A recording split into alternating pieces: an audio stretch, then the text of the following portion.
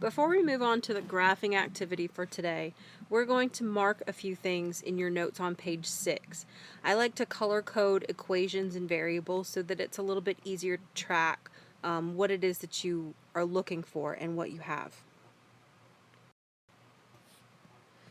So the first thing that we're going to do is, with a red pencil, we're going to do these three things. First, find the question how far. It was in the notes twice. You may have written it once or both times. But find that question, how far, and just put a red box around it.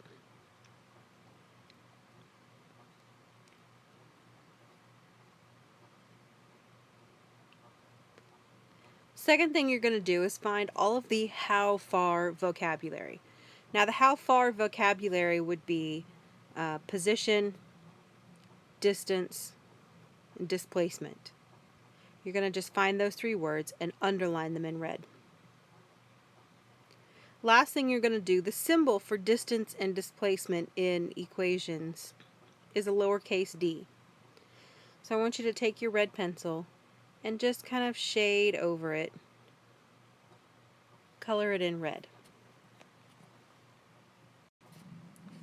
Next we're going to use the blue.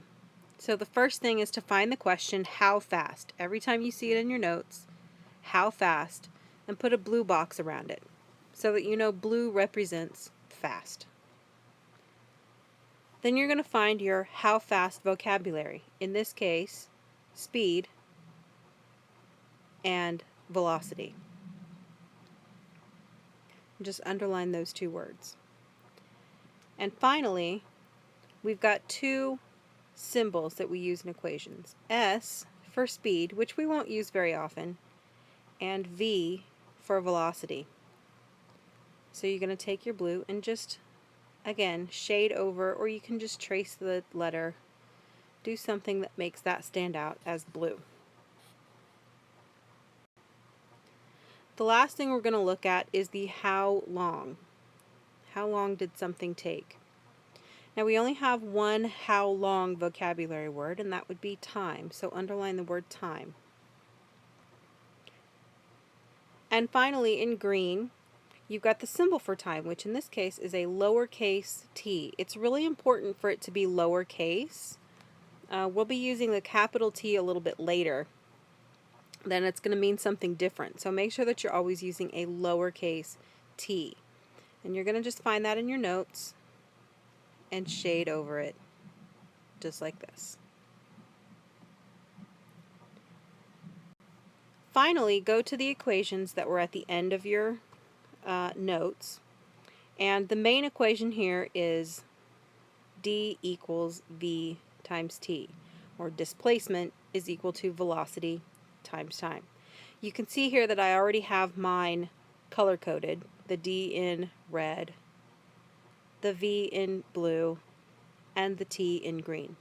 Go ahead and color code all three of the equations that you have on your paper.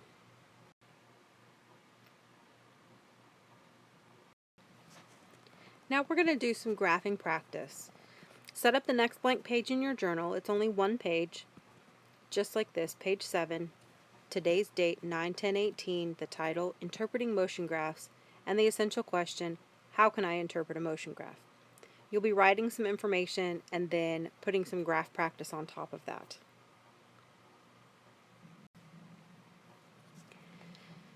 These are the things that you need to write on page 7. They should all fit just fine, all on page 7. And some of these things we talked about last week with the dune buggy, but a positive slope on a position time graph, meaning that your line is tilted up and to the right, means that the object is moving forward and it has a positive velocity. A negative slope means it's going backward and it has negative velocity.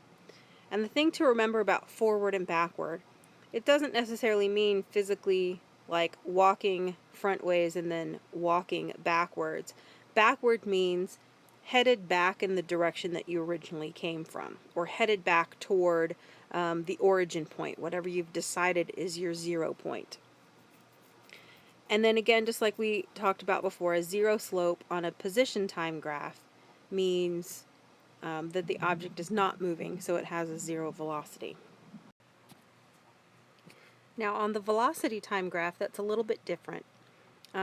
Velocity time graphs don't look the way that you expect them to look.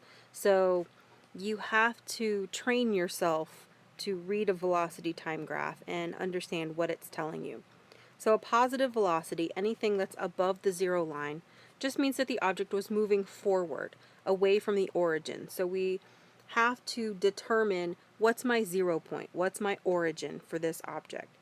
And anything in the forward direction or away from that origin point is going to be positive. Anything that's headed toward the origin is going to be considered backward movement, and so it'll have negative velocity. That doesn't mean that it's going faster or slower, it just indicates a direction. So the next thing is the zero velocity means that the object is not moving. But remember, on this kind of a graph, a zero slope, so that horizontal line, just means that the velocity is constant. It's not changing. It's going the same speed for the entire time.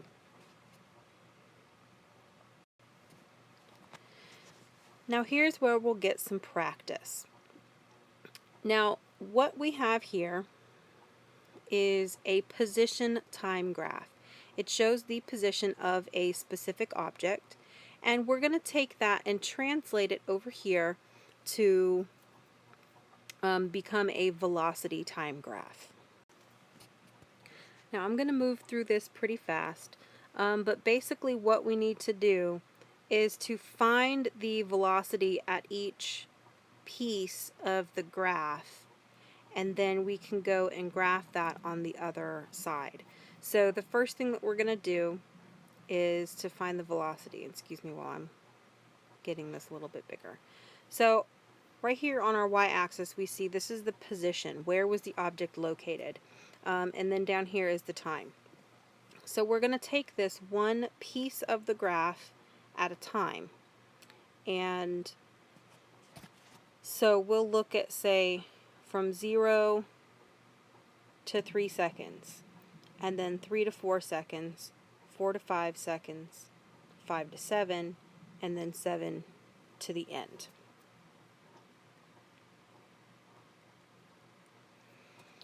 So the first thing that we need to do is to figure out where is our object located. Well, at this first position right here, that's right at 3 meters. And so we'll just write that down just to remind ourselves, 3 meters. At the second position, right here, the second part of where we're going to stop, the object is located at, we will call that 1.5 meters. Now our equation for velocity is v equals d over t, or displacement over time. So to find our displacement, we always do our final or our ending position minus the beginning. So where did we stop? Subtract where we started, and that tells you our displacement. How far did the object move? So in this case, we're going to do 1.5 meters minus 3 meters. That's our displacement. Divided by how much time did it take? So we started at 0 and we went to 3. So we can just count. In this case, 1, 2, 3 seconds. It took 3 seconds. So 1.5 meters minus 3 meters, and then that whole thing divided by 3 seconds. When you put that in a calculator, if you need to, you get negative 1.5 meters divided by 3 seconds. And when you put that in the calculator, you get negative 0.5 meters per second. So in this piece of the graph right here, we know that the velocity is going to be negative. We know that already because of what we know about these kinds of graphs. Because the line is pointing down and to the right, we know it's a negative velocity. And we calculated what that was by taking our displacement divided by the time. how far did it move, divided by how long did it take. So our velocity in that first section is negative 0.5 meters per second. So we will come over to our velocity time graph and notice that this is showing velocity on the y-axis. And for the first 3 seconds, you're going to have to excuse my not straight line. We're going to draw a line right on negative 0.5 from 0 to 3, right there. And that shows us that our object was moving at a constant velocity for those first 3 seconds. Now we come over here, and the next piece, from 3 to 4 seconds, we've got a flat line, a 0 slope. That tells us that the object wasn't moving. So with a 0 slope, we have a 0 velocity. So we're going to come over here, and from 3 to 4 seconds, we're going to draw a line right there. I always connect mine just so that I know. Now we're going to look at the next piece. And let me just erase a little of my marking on here, so I've got some more space to write with.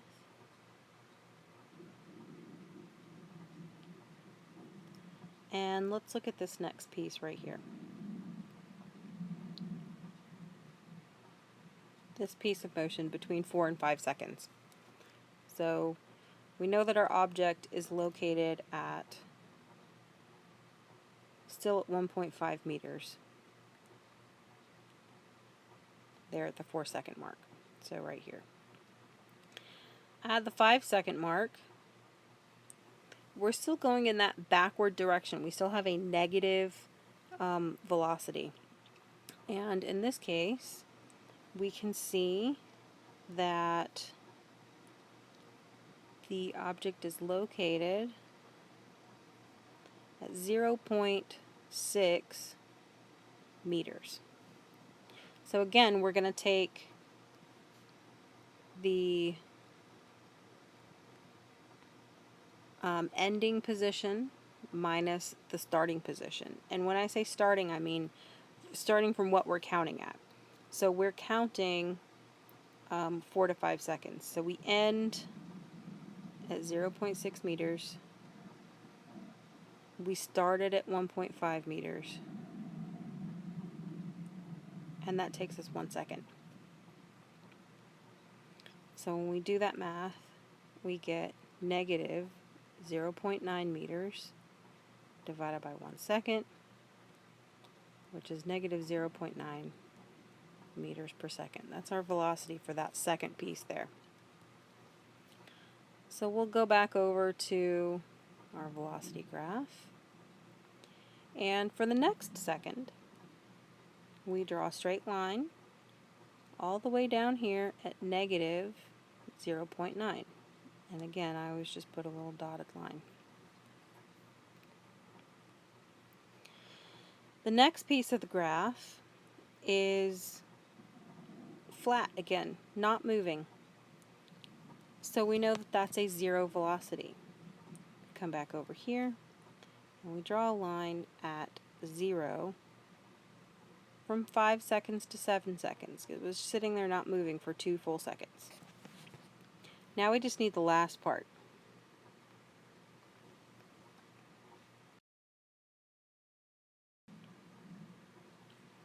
On the last piece of this, we're at 0.6 meters here at this 7 second mark. Over here at the 10 second mark, we are back up to 3 meters. Now this time we're going in a positive direction, so we've got a positive velocity, forward movement. So again, we take our ending position, 3 meters, minus our starting position, 0.6 meters, and we divide it by how long did it take? 1, 2, 3 seconds. So what that gives us is 2.4 meters divided by 3 seconds, which is equal to 0.8 meters per second. So we come back over here and we draw our final piece of the graph, which is right up here at positive 0.8, and we connect it with our little dotted line. So then what you see in these two graphs, and I'm going to make this small again so you can see them side by side. What you can see in these two graphs is the object is moving toward the origin in a backward direction, so it's a negative velocity. Then it stops moving, that's why it bumps up to 0. Then it keeps going, still in that backward direction, a little bit faster this time, that's why it jumps down here. Then it stops moving again, here, and then it turns around and it goes forward, back away from the origin. So we're going negative, then 0, then negative, then 0, then positive. And we have all these straight lines because we're assuming that it's just starting right immediately with a constant velocity. There's no speeding up and no slowing down. Now the last piece that we need to discuss here is the distance and the displacement. Okay, there is a difference between these two things. Distance is the total amount. It doesn't matter if it's going forwards, backwards, sideways, whatever. Distance is the total amount that it's going. So we determined in this first section that our distance was 1.5 meters. We determined in the second section here of movement that it was 0.9 meters. And we determined in the last section that it was 2.4 meters. If you add all three of these up, you get the total distance traveled, which is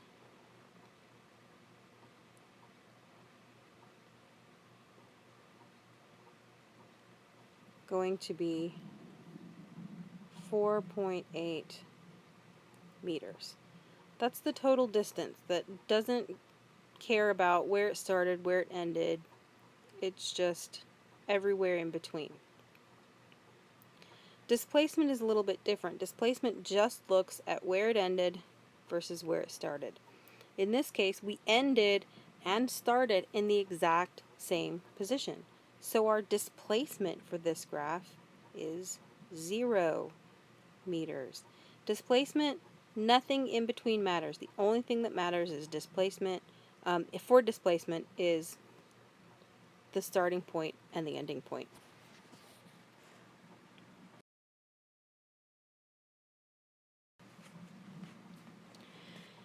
Now there's a second graph on the back of that half sheet handout. You're going to do that on your own. It's a little bit easier than that one. You're going to fold a tab somewhere on that little half sheet and glue it down onto page 7 so that you've got the rules for the graph and the practice graphing on the same page. There's the full sheet motion graph practice. It's a lot of the same kind of stuff. There's two graphs where you're going to have to find the velocity for each time interval and graph the velocity. There's also some practice problems where you're just using the equation. And then one more reminder that the notes quiz number 1 on Canvas is due tomorrow, Tuesday at midnight. And test is on Wednesday. Make sure you come in for tutorials if you have any more questions.